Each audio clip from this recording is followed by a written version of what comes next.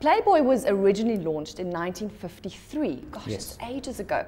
Marilyn Monroe was the first on the cover. So I think it set a precedent, really, because what followed were like really top famous, girls, celebrities, whatever the case may be. So it really set a precedent, and then started from there. But do you think, or are you hoping, rather, to do the same in South Africa? Well, firstly, thank you for having me on the show. I think it did set the precedent, and certainly that was an important consideration for us when we selected who was going to go onto the launch edition's cover. The fact that we went with Tracy McGregor speaks for itself. I mean, she's a well-known model, but it's more than just the outside package. It's the fact that she's a personality and she's intelligent and well-spoken, and therefore a good representative of the brand. And girls look up to her. And girls look up to her. So that you want to set that tone. You want to go into the market saying, well, here's somebody that represents us, and be confident that they really do. It needs to be a good link. You have to dovetail with that person, right, as your brand representative for that period. And that will continue? We'll see that continuing on for the cover girls? We'd certainly like to do that, yes. It's still a feeling out process at the moment, where people are waiting to see the magazine and how we address the issues of nudity, etc. So I think it'll just pick up momentum as we go along. Well, just on the issues of nudity, I want to talk to you. I mean, Playboy is now relaunched in South Africa after almost 16 years. Those challenges back in 1996, I think it was, about the anti-porn regulations, are those issues a thing of the past? I feel they are, yes. Firstly, because times have changed. We've become more liberal and more accepting of Playboy as a brand. You see it on TV, and it's all the popular shows that the female viewers and readers have become accustomed to seeing. So they realize that, okay, this isn't as offensive as I thought it would be. These are real people. There's that aspect to it. But the other aspect is also the way we've addressed the nudity. We're only showing topless images. There's nothing else involved. There's no genitalia, there's no suggestion of sex or anything of that sort. So the level of offense that we could possibly produce is fairly minimal. Do you think South African girls are ready, to take up this challenge of being in, being in Playboy, or do you think we're still a little bit conservative? I think there's still that conservative element. However, the intention for us when we designed and strategized this entire magazine was to get the buy-in and the acceptance of the female readers and models. And I've had during the course of the last week, I've had several girls come into the office who haven't seen the magazine but were intrigued.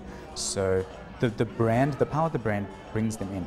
But the selling point is the actual magazine. They've looked through the magazine and they've gone, wow, I didn't expect this. It's very upmarket, it's very classy, and the photos are just phenomenally shot. And that's exactly the manner in which we wanted to approach it. So you don't just have a male audience, but you have a female audience as well? That's exactly. That's interesting. Why would you want to have a magazine that you'd be embarrassed of? Right. You would, a magazine that you couldn't buy or couldn't have in your house. That's not where we want to be. That's not for us. If you want that kind of content, go online and find it, by all means. But when you're paying 45 Rand for a premium magazine, you should be proud of it, and you should be able to have it on your coffee table. Mm. Now, talk about digital. I mean, you've relaunched at a time where we're almost in a digital revolution, basically. Digital is eating away at the print market, the publishing market, and we've seen a demise of quite a few titles. So why, in a volatile state, relaunch now in South Africa? It is true that there is a trend and an interest towards the digital content, but I think it's still going to take time to take off. Obviously sales of iPads, etc., or tablets have picked up, but I mean, it hasn't saturated the market. There's still a huge majority of readers who want the physical item, and it's just more convenient for them. And you can't read a magazine conveniently on your phone. So, and to do it at work or to do it after work on your computer, it hasn't got the same tactile experience. So we would obviously look to have the physical print magazine and a digital version as well that's available. Because you are online. So what's the difference with your online offering versus the actual magazine? It's just a case of of launching the publication, of the print magazine being the springboard. It always is in every country. And then you look at the other manners in which you can approach it. And you're not concerned that because it's available online, that that's going to deter guys from actually buying the publication? No, because you'd have different content and you'd cross-pollinate. You'd hopefully drive the content back to the magazine. I mean, that's what you want. You want people buying the magazine. And do you think it's a habitual thing? Like once a month I want to go out and I want to go buy my magazine and sit and read it and whatever the case may be. You know what, we speculated a lot about that. And we weren't really sure if the South African male audience was keen on that kind of thing. I know in America, obviously, their subscriptions are massive. The percentage of subscriptions versus newsstands is huge. But what we've seen in the first week and a half of being launched, we already had 52 fully paid subscriptions for the year, which we never expected. So it seems apparent that that is going to be more of a trend than we once imagined to be. What's your demographic profile? We said now it's not just the male audience, but also the female audience. But give us a bit of a demographic profile. I can give you the statistics, but that's all based on theory. Right. We obviously don't know who the actual readers are. Yeah. We are targeting the male and female audience. So the male audience would be about 80% versus the female audience of 20%, but I'm trying to change that. I'm trying to create a little bit more balance between the two. Right. And then in terms of the racial split, we're looking at 45% black, 40% white, and then colored and Indian take up the rest. But again, we don't know if that is You're going to have to wait and see. Yeah, 100%. You're going to have to wait and see. So I went online and had a look at some of the articles. They're editorially strong. Because the guys, of course, say, you know, we buy it for the articles. And you can almost believe them. Well, that has been the approach from day one with us. We didn't want to be another lads mag. That's not what Playboy is. Playboy's supposed to be a strong, editorially strong brand.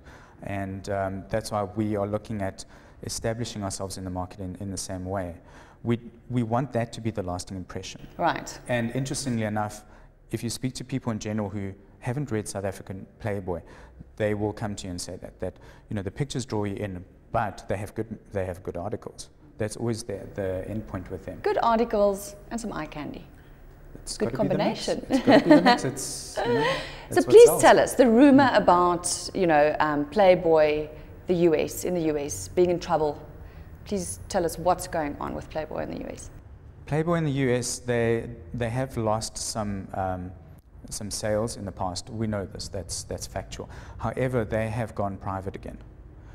Whereas before they were a public company, and now they've gone private. So we're waiting to see what the effect of that is going to be on sales. Because obviously now Hugh Hefner and his sons, who are going to be more involved in the running of the magazines, certainly in the US, they are going to try and change the look and feel of the brand. Right. And how are you feeling that that's going to impact on what you're doing here in South Africa? I think it's great because for me it dovetails in very smoothly because we ran an interview with Hugh Hefner in the launch issue, and he was talking about how he's always looked back at a kind of a romanticized version of the magazine, and that for me works perfectly. If you look at the kind of pictorials that we have in our publication, they're not graphic, they're not offensive, and you know, you are trying to portray the model or the woman in the best possible manner. So I think it works very well. Are you playing it safe then, would you say? I am playing it safe. It is a deliberate move to play it safe for two reasons. The first thing is if you go to market and you overdo it, especially in the initial phases, you're going to be in trouble. And in light of what you have been through in the past. Yeah, and we've actually seen this happen with other magazines. There's one in particular that I'm thinking of, and they went too far over the line, and then the magazine itself almost collapsed because they tried to backpedal. The thing is that if you have your brand pillars, you have to stick with them. You can always be edgier, but to go backwards is difficult. And also the South African market is inherently a bit conservative. So it's better to go... Take it easy, baby steps, baby steps. Last question, Peter. Can we expect to see a local version of the Playboy Mansion? You know, there are lots of licenses available under the banner or the umbrella of Playboy. So there's there's the TV, there's the radio, there's the clubs, there's the deodorants, etc. So it's certainly something that we're looking to do in the future. But what we have to focus on for now is establishing the magazine, and from there all things will spring. And the brand. And the brand. Excellent.